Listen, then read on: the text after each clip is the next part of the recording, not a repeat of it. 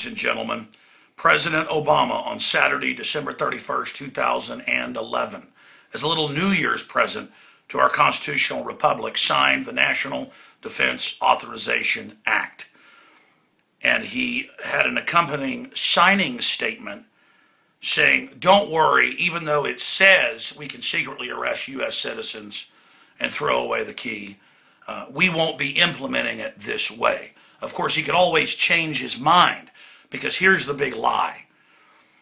It was President Obama, Senator Carl Levin, of his own party.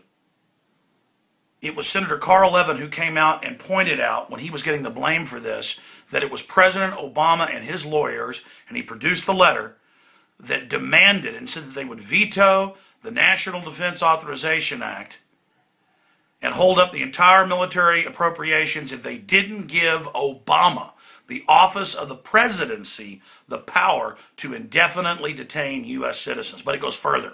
There's all these creepy clips we've got on Infowars.com from C-SPAN of the authors and sponsors of it. Senator Lindsey Graham, Senator John McCain, Senator Carl Levin, Senator Joe Lieberman, and others saying, yeah, we're going to arrest citizens. Yeah, we're going to torture you. We want you to be afraid.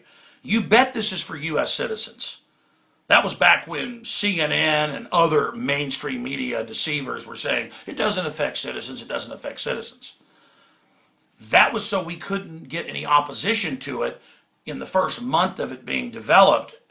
They would just deny over and over again that it affected citizens. But Ron Paul, myself, and others brought forward the fact that the subsections did say that, and we pointed out the video clips of the authors of it admitting it.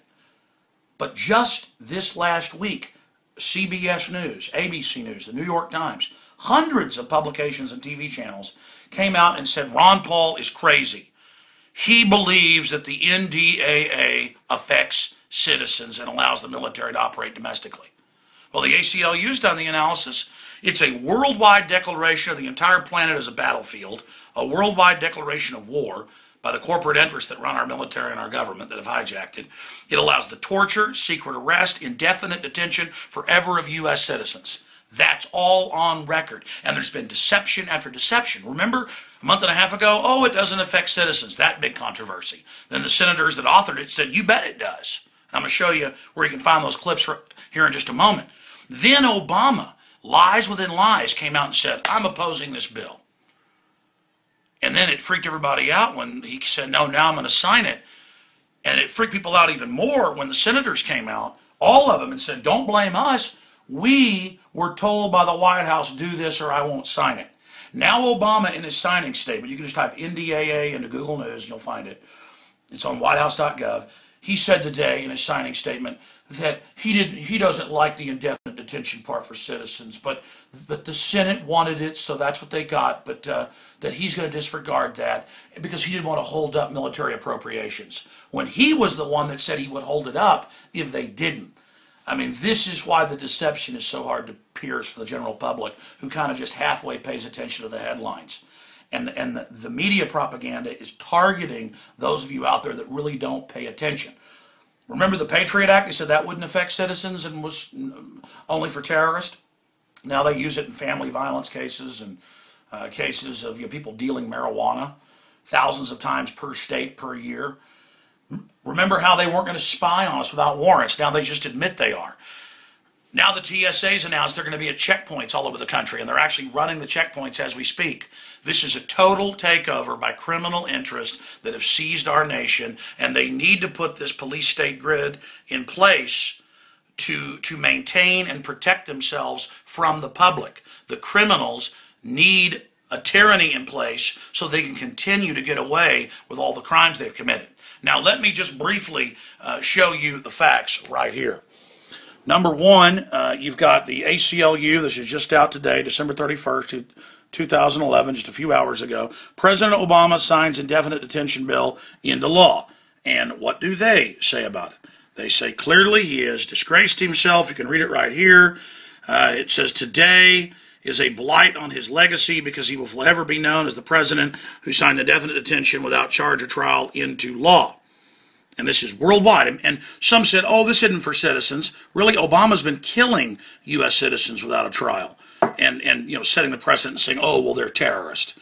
But remember, the domestic Homeland Security documents we've gotten clearly states that the main focus is good old boys, conservatives, libertarians, gun owners, farmers, Amish. That's who the system's targeting. Now, here's Infowars.com. Obama administration demanded power to indefinitely detain U.S. citizens.